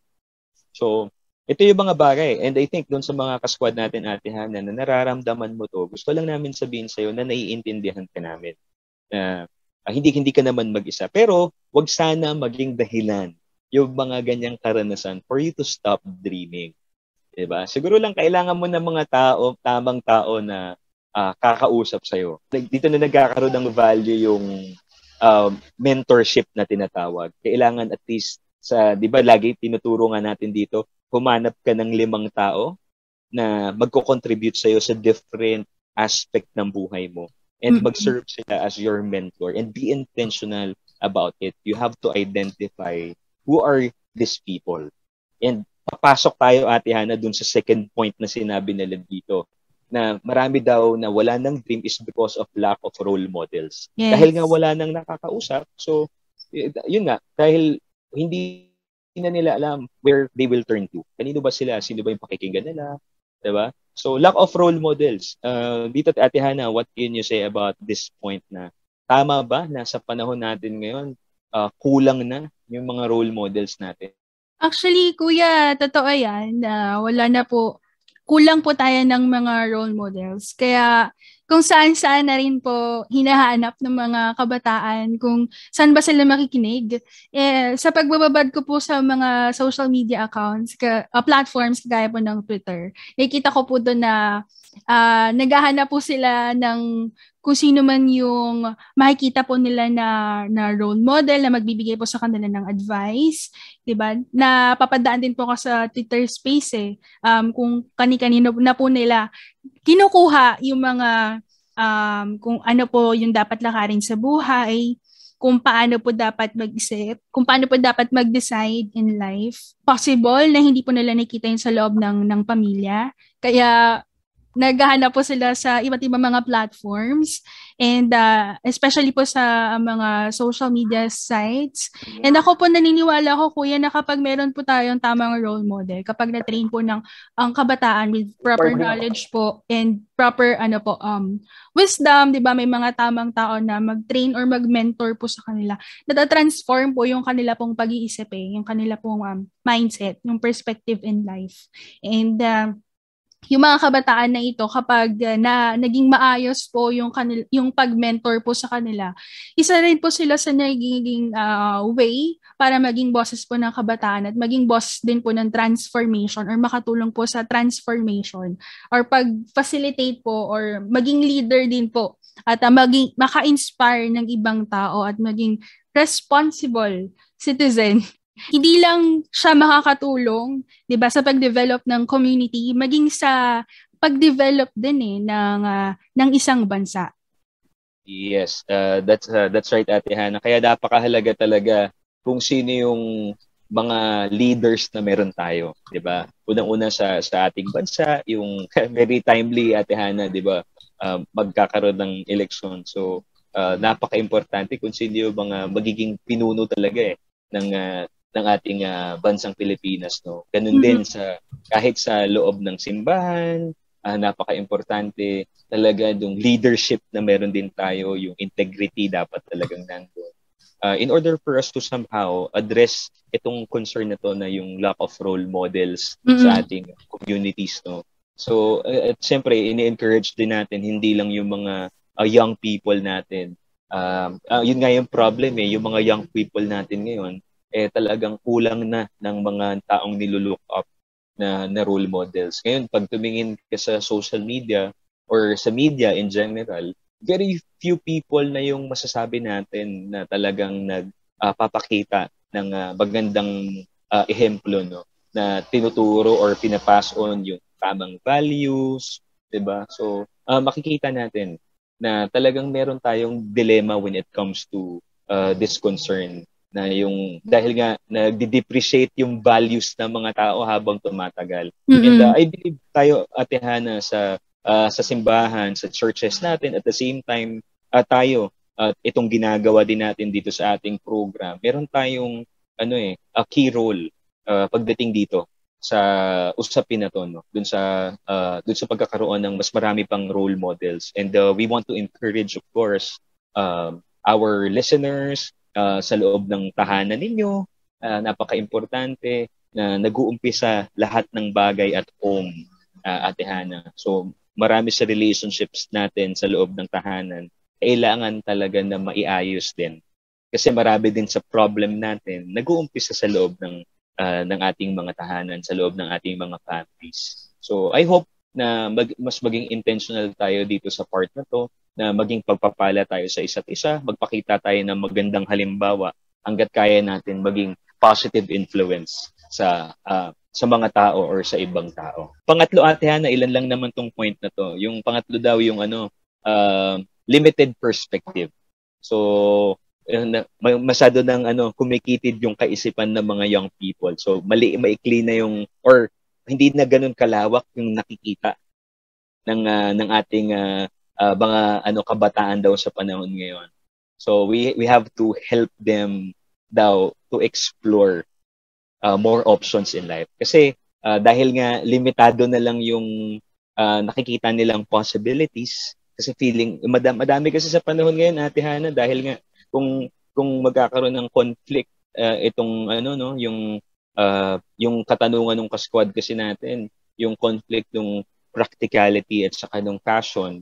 So dito yon, nagiging limitado yung options ng iba sa atin.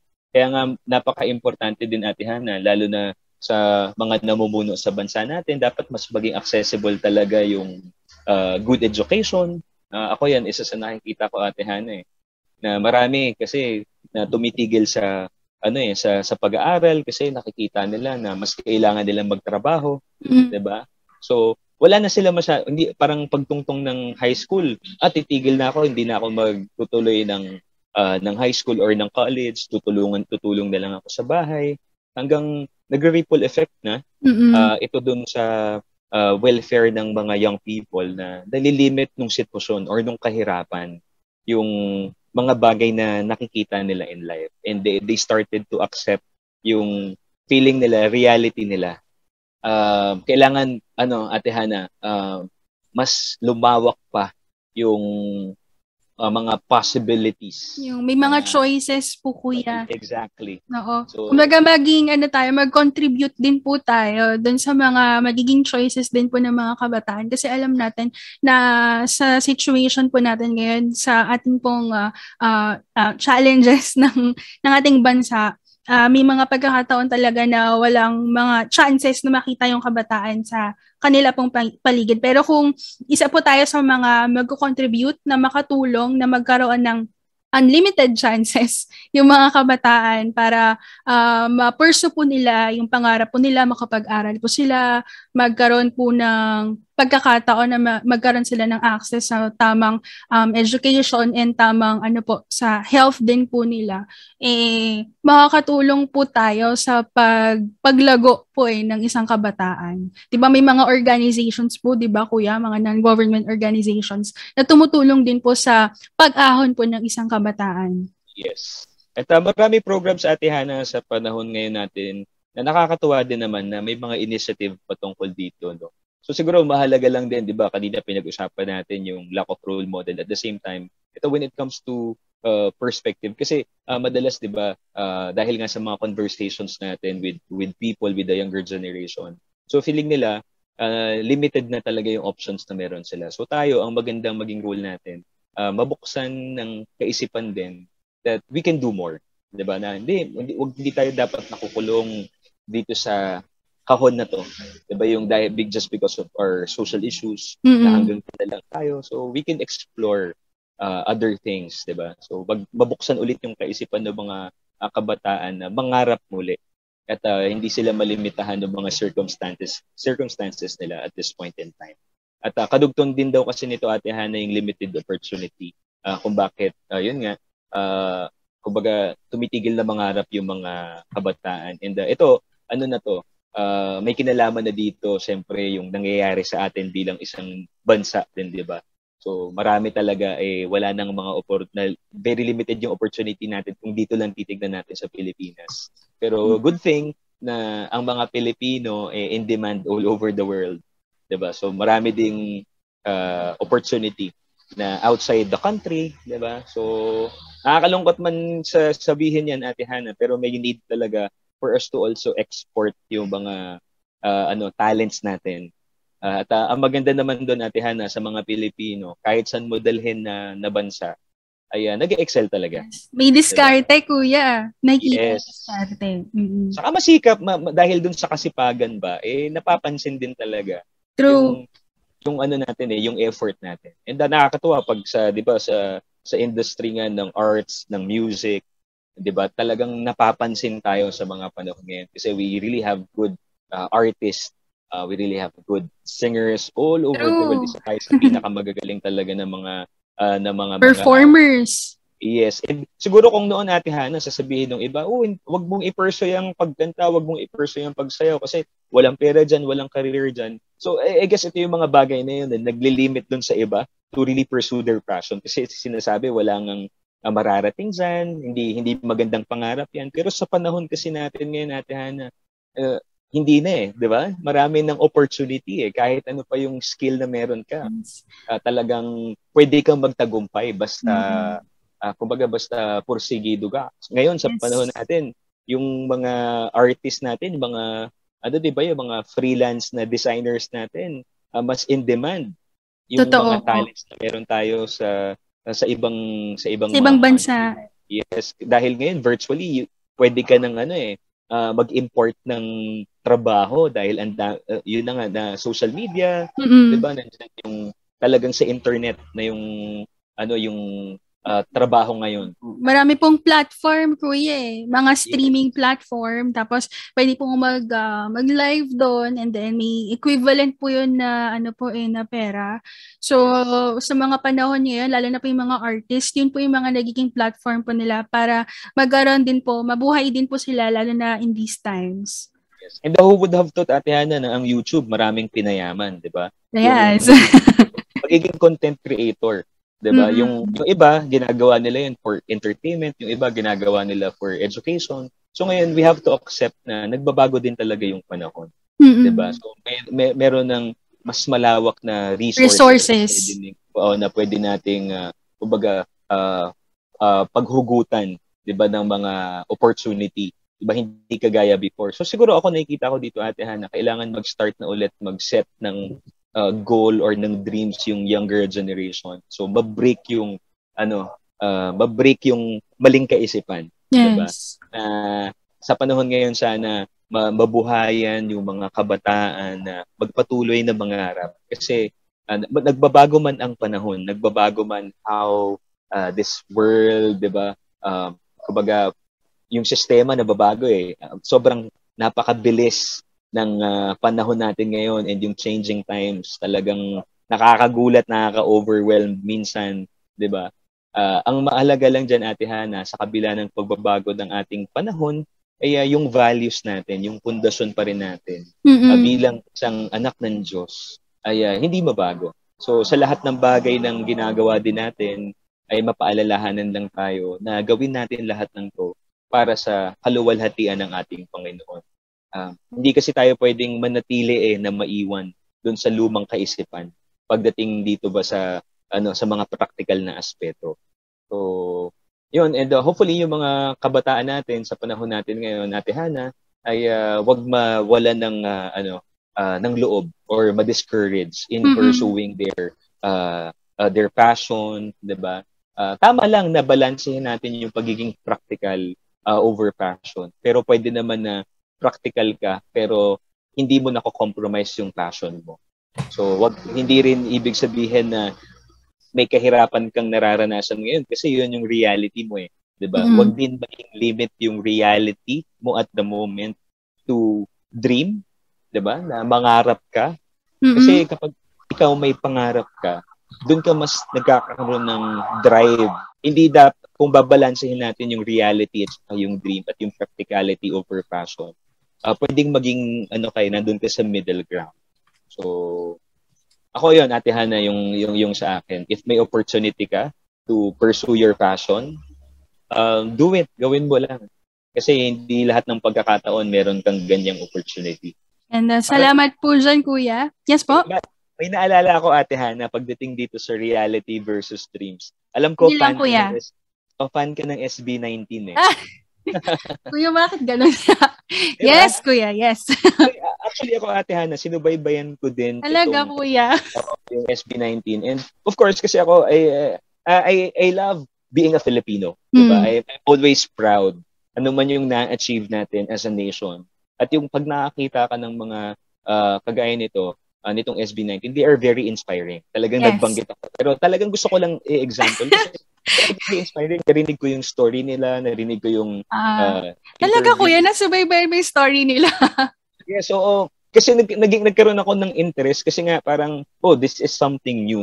Pero nakakatuwa yung mga kabataan na to kasi these are young people who are dreaming eh. So pag pinakinggan mo yung, naniniwala kasi ako, Ate Hana, na meron tayong kanya-kanyang kwento. At ako naiintriga ako minsan to hear people's stories kasi I am learning from people's stories. Diba? Kahit nasabihin mong mas bata sa akin itong mga to, pero pag pinakinggan mo sila, meron kang mapupulot. So nung tinignan ko, sinubaybayan ko yung buhay nila, I have seen yung humility sa kanila unang-una sa lahat as nakita ko yung pinanggalingan nila and they never stop dreaming. Maraming nag-discourage sa kanila for practical reasons. Alright, ito na kasi ganyan. Kasi maraming nag-discourage sa kanila not to pursue their passion because of practical reason. Pero they have a dream. Hindi sila nagpatalo dun sa reality na mahirap ang buhay nila. And they keep on achieving their dream. Dumating nga sa point, diba, na lahat na-give up na pero merong isa sa kanila na hindi sumuko. Na hindi sumuko kasi naniniwala siya dun sa pangarap nila. Yes. And yung dream na yun, it inspires the rest of the team. Diba? And ngayon, tignan mo, nasa na sila. Kung paano sila blines. And I also have friends kasi galing ako sa mundo ng teatro. I have seen people, kung familiar ka, Ate Hana, dun sa Fourth Impact. Kasi yes, kuya. Actually, yung yung na po sila, sister group na po sila ng SB19. Yes. Pareho na po sila ng company po ngayon. So, kilala ko sila. Itong Fourth Impact, Ate Hana, is personally my friends. So, si Elmira, yung youngest sa kanila, yung eldest sa kanila magkakapatid na kumakanta, bahagi itong theater group kung saan ako nanggaling. So, alam ko rin yung kwento nila, where they started. Nakita ko yung hardship sa kanila. Kaya ngayon, parang ako, nagagalak din ako na dun sa na-achieve nila at this point, na kung paano din sila binibless ng Panginoon because they have pursued their passion. Hindi naging madali yung pinagdaanan nila. Pero ibig ko lang sabihin, if sa tingin mo yung passion mo, very strong, wag mong hayaan na ma-discourage ka just because dumadaan ka sa kahirapan sa panahon natin. At naniniwala ako sa real talent, Ate Hana. So, kaya kung sa tingin mo na yung bagay na yan ay magiging vehicle for you to achieve your dreams. At saka minsan, Ate Hana, ang katagumpayan, hindi lang naman yan, hindi basihan yung yaman lang naman, diba? So, yung achievements natin, yung victories natin, yung tagumpay natin sa buhay, hindi nasusukat yan ng pera lamang or ng kasikatan. Ang pinaka-importante dyan, yung contentment ng puso mo, yung kagalakan sa puso mo. At the same time, you are becoming an inspiration to other people to also pursue their dream, diba? And to not lose hope in spite of whatever situation they would go through. Diba? So ito mga pinag-uusapan natin, Ate Hana, hindi lamang spiritual and kasama dito yung talagang practical na aspeto ng buhay. Habang nandito tayo sa mundo, hindi pwede din na tumigil tayo mangarap kasi naniniwala tayo na ang mga pangarap na yan ay nagmula din sa Panginoon. And God had blessed us with so much with so much talent, with so much skills, with so much passion, at kailangan maging good steward tayo ng mga pinagkaloob din ng Panginoon sa atin. And gusto ko lang din po susugan, Kuya, nasabi niyo na po yung regarding dun sa story po ng isang sikat na boy group, which is yung SB19. Yung kanila pong story, lagi rin po nakapag-inspire talaga sa mga kabataan ngayon na mag-pursue na rin po ng kanila pong passion. And then sa kanila din pong story, lagi nilang sinasabi na kailangan kahit saan ka man pumunta, maging lapat sa lupa yung mga paa mo. Kumbaga, kahit saan ka man dalhin, manatili pa rin na yung humility lalo na yung relationship mo sa ibang tao, maging mindful ka pa rin po sa ibang tao at hindi rin po nila nakakalimutan ng Diyos. Dahil kahit even sa mga ginagawa po nilang mga songs, nandun din po yung Diyos sa kanila pong mga sinusulat din po na kanta. And yun yung gusto ko pong ipunto na sa lahat po ng gagawin natin, ano man yung dreams natin, aspirations in life, ano man yung mga ginugol po natin sa buhay, kailangan po yung Diyos kasama pa rin po natin sa atin pong ipupursue po na dream. Kumbaga, nasa loob yun ng will ng Diyos. And sa pagkakaroon po natin ng drive, sa pagsikap sa pagsikap na maabot yung mga dreams po natin, nandun din po yung Diyos sa gitna at nasa gitna po tayo ng will niya. Yes, Ate Hana, totoo yan. At gusto ko lang rin sabihin, Ate Hana, na yung mga kanta ng SB19 magaganda. Ay, talaga ko. Nag-gush ako. Thank you. Actually, nagagandahan ako sa mensahe ng mga songs nila, Yes. di ba? Yung iba, siguro, iba yung pamamaraan nila kung paano nila i-convey yung message nila. Pero ako kasi, Ate Hana, sobrang natutuwa ako. Alam mo naman, isa to sa passion natin, di ba? Mahal natin yung kulturang Pilipino. Yes. Diba? Yun po yung actually advocacy po nila ipakilala po talaga yung culture and arts ng Philippines. Kaya nga po sila naging NCCA ambassadors. Kaya sa mga kasquad natin, kung kaya nating suportahan yung mga foreign artists, mahalin natin yung sariling atin. And we must be proud kung ano yung talento na meron tayo. Kasi sino pa bang magmamahal sa Pilipinas kundi tayong mga Pilipino.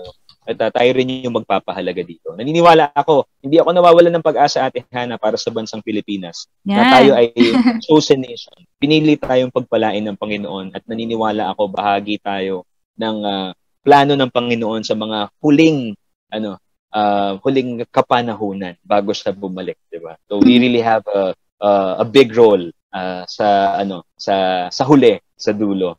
Amen po dyan, Kuya. Salamat po sa inspiring na sagot dito sa ating katanungan ng isa nating kaagapay. And Kuya, last question na po natin bago po tayo mag-end. Ayan, mabilis na lang po na katanungan. Sabi niya, hi po, anong tips ang mabibigay ninyo? Paano magpapatuloy sa pag-iipon? How to save money ngayong hindi pa kami makapag face-to-face classes? Yan. Meron po ba kayong tips, Kuya, na mabibigay sa ating pong mga estudyante? Ate Hana, siguro kung sa pag-iipon, kung binibigyan ka ng baon ng nanay at tatay mo kahit nasa bahay lang kayo, huwag kang gumastos. At ipunin mo yung allowances mo kasi mapalad ka kung binibigyan ka ng allowance kahit na hindi face-to-face, diba? Pero kung, kasi yung iba, Ate Hana, alam ko, dahil nga nasa bahay lang, so hindi na wala talagang allowance, diba? Siguro ngayon, siguro yung practical na pwede nating sabihin dito sa squad natin, no? Dahil nasa bahay ka, ang dami ngayon, nasa e-commerce business, diba? Nag-online selling ng kung ano-ano. At regardless, ikaw ay kabataan, hindi naman concern yun. Sa panahon natin ngayon, you can maximize your social media platform, yung mga influences na meron ka, gamitin mo para makapag-generate ka ng income to also help your family. Saka magandang pagkakataon to na nasa bahay ka na hindi ka nag-spend. So iwasan mo muna yung add to cart. Instead, ang gawin mo, ikaw yung magbenta. So, maging wise ka. Siguro yun lang yung pinaka-practical na tips, Ate Hana. Maging wise tayo. If it's okay to say, maraming books si Sir Chinkitan that would be able to help us. Yung mga ibonaryo, diba? Mag-advance ka.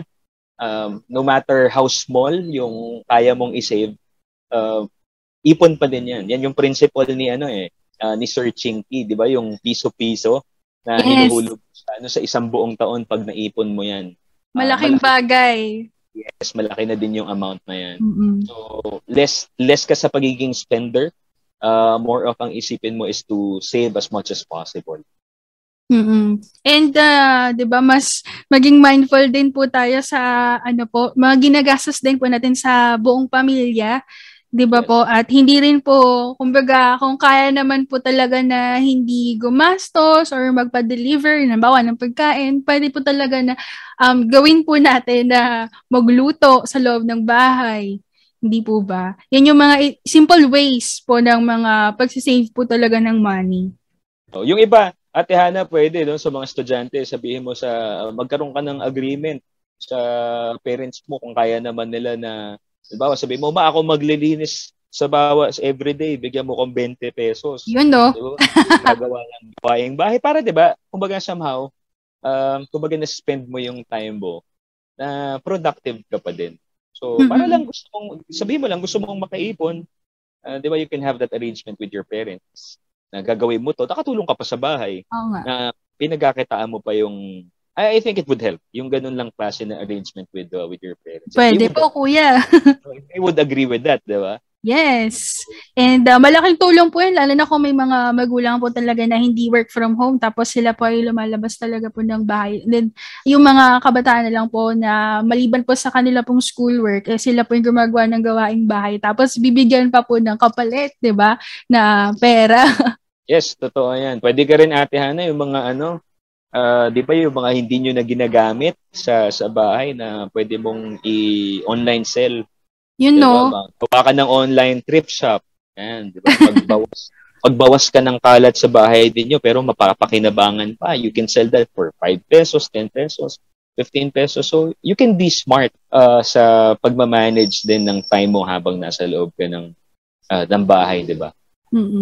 Yan. At nako, salamat po dyan sa helpful tips na yan, kuya. At I believe meron pong mga nakapick up niya na mga kabataan at makakatulong po ito sa kanila pong pag-iipon ngayong 2022. And kuya, para i-wrap up po yung ating pong discussion, ano po yung nais nyo pong takeaway or pabaon po sa ating mga tagapakinig? Ako siguro, Ate Hana, para sa lahat ng mga kabataan natin at sa mga tagapakinig natin, maging matalino po tayo sa lahat ng ating bagay na gagawin, and huwag tayong gumawa ng mga rush decisions in life, at patuloy na magkaroon po tayo ng isang teachable heart. And sabi nga po sa Proverbs 12:1, whoever loves discipline loves knowledge, but he who hates the truth is stupid, sabi dito sa salita ng Panginoon. So kung tayo man po ay dinidisiplina ng Panginoon o ng ating mga magulang, ay magpadisiplina tayo. Diba? So, napaka-importante na panatiliin natin yung humility ng ating puso, maging submissive tayo, at habaan natin yung pasensya natin, lalo na sa ating mga sarili. At mahal tayo ng Panginoon. Huwag tayo rin mawawalan ng pag-asa. Let's put our hope in the Lord, and let's put our faith in Him. Na pag sinabi mo, Ate Hana, hope ay walang pagdududa na kasama natin ng Panginoon sa lahat ng bagay na gagawin natin. And ako naman po, gawin natin yung lahat para pangalagaan yung kabataan, di ba? Marami na po yung nag-i-influence sa mga kabataan ngayon. Nandyan yung primary media, yung social media and the pop culture na siyang nagpapalakas po, di ba? Na ma-magnify yung mga fleshly nature po natin. So, sana po ay maging mabuting ehemplo tayo sa mga kabataan, and punuin natin palagi yung ating buhay ng salita ng Diyos, yung ating kaisipan, di ba? Sana our minds and hearts may be filled with Christ.